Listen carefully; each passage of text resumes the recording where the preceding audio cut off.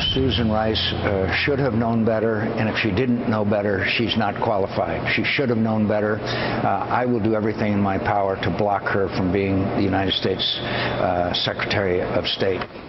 That was Senator John McCain, who's been leading a relentless campaign by Republicans over the past week to block the potential nomination of U.S. Ambassador Susan Rice to be Secretary of State. Now, just yesterday, 97 House Republicans sent a letter to President Obama. Part of it said, in quote, Ambassador Rice is widely viewed to have either willfully or incompetently misled the American public in Sunday morning talk show interviews 5 days after the deadly attack on the U.S. consulate in Benghazi, Libya.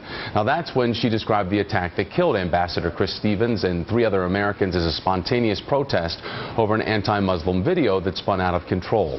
The GOP letter goes on to say that we believe her misleading statements caused irreparable damage to her credibility both at home and around the world.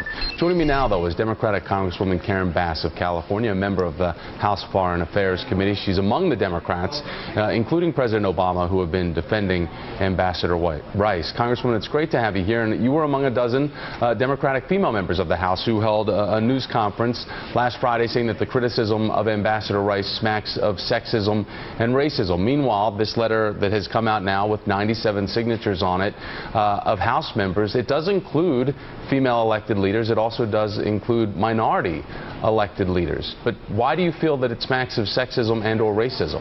Well, first of all, Thomas, let me just begin by offering my condolences to the families, because they're going through their first holiday season without their family members, and yet their family members are being used as a political football, and I am very saddened by that. I have to tell you that, we have many House Democrats who are also signing a letter. Within 24 hours, we had close to 60 Democrats who have signed a letter in support of Susan Rice. I think the idea that you would call someone who has over 20 years of diplomatic experience, a Rhodes Scholar, got her master's and PhD from Oxford, her undergrad from Stanford, unqualified, is language that many people consider racial coding. And so regardless of who signed the Republican letter, what I really think the issue is about, less about race and more about the disorientation of the Republican Party post-November 6th. Do you think, though, that the administration put Ambassador Rice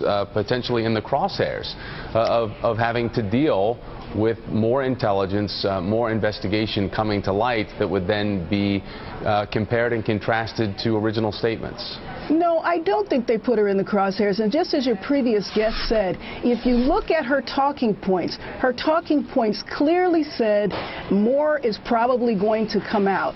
And what she was giving was information she had at that time. And you can imagine, because one of the things that Senator McCain said is that she should have had a classified briefing before. Well, if she had had a classified briefing before, and if she had made any slight misstep, then she'd be accused of leaking information. And so I believe she was in a rock and a hard place, and I think that she did the best she could at that moment. And I want you to just make a comparison here. There were 5 talk shows that she did compared to 20-plus years of diplomatic experience. And given her educational background, I don't think there's any question that she is more than qualified to be the Secretary of State and represent our country, as she has so beautifully done as the UN ambassador. And do you think a lot of this is, and I asked this of my panel before, putting the cart before the horse, because she has not been nominated? There have been discussions around the possibility of her nomination as Secretary of State, but there's nothing firm about that. Well, and that's also why I call it, secondary to the disorientation after the election. I think that the Republicans are in disarray.